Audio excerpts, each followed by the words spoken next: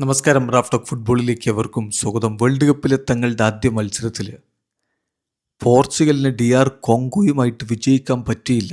Super താരം Cristiano റൊണാൾഡോക്ക് ഒരു on target shot പോലും ഉതിർക്കാനുമായില്ല. എന്താണ് സംഭവിക്കുന്നത്? ക്രിസ്ത്യാനോ റൊണാൾഡോയുടെ പ്രകടനം എന്തുകൊണ്ട് ഇത്ര ഗോൾ വരാത്ത അവസ്ഥയിലേക്ക് പരിതാപകരമായി പോകുന്നു? പല ആരാധകരും ചോദിക്കുന്ന ചോദ്യമാണ്. പക്ഷെ എന്തിനിത്ര അത്ഭുതം?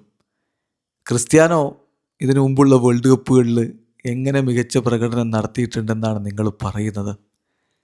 2006 വേൾഡ് കപ്പിൽ അദ്ദേഹം കളിച്ചു ഒരു ഗോള്, 2010 വേൾഡ് കപ്പിൽ അദ്ദേഹം അടിച്ചു ഒരു ഗോള്, 2014 വേൾഡ് കപ്പിൽ അദ്ദേഹം അടിച്ചു ഒരു ഗോള്, 2018 വേൾഡ് കപ്പിൽ അദ്ദേഹം 4 ഗോൾ അടിച്ചു. അതിൽ ഒരു കളിയിൽ ഹാട്രിക് അടിച്ചു, പിന്നെ ഒരു ഗോള്.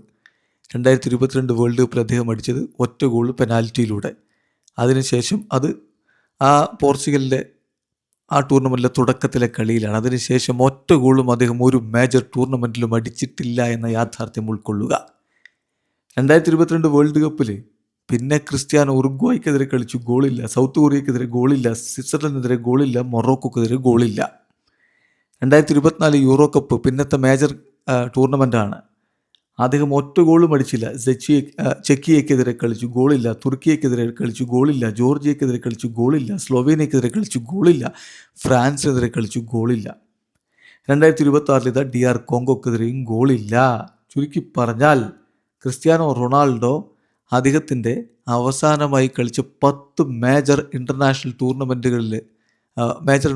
ടൂർണമെൻറ്റ് മത്സരങ്ങളിൽ 10 കളികളിൽ ഒന്നുപോലും അദ്ദേഹം ഗോൾ അടിച്ചിട്ടില്ല.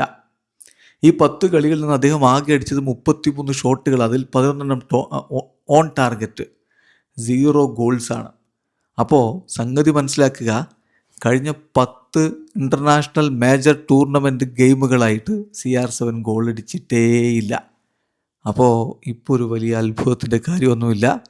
ഈ കാര്യം ശ്രദ്ധിച്ചാൽ തന്നെ വ്യക്തമാവും. ഇത് നമ്മൾ കുറച്ച് കാലമായിട്ട് കണ്ടുകൊണ്ടിരിക്കുന്നതാണ്. സംഗതി ഡിക്ലൈനിങ് ആണ്. വീഡിയോ അവസാനിക്കുന്നു. ഫുട്ബോൾ ലോകത്ത് കൂടുതൽ വിശേഷങ്ങളുമായി റാഫ് ടോക്സ് എത്താം.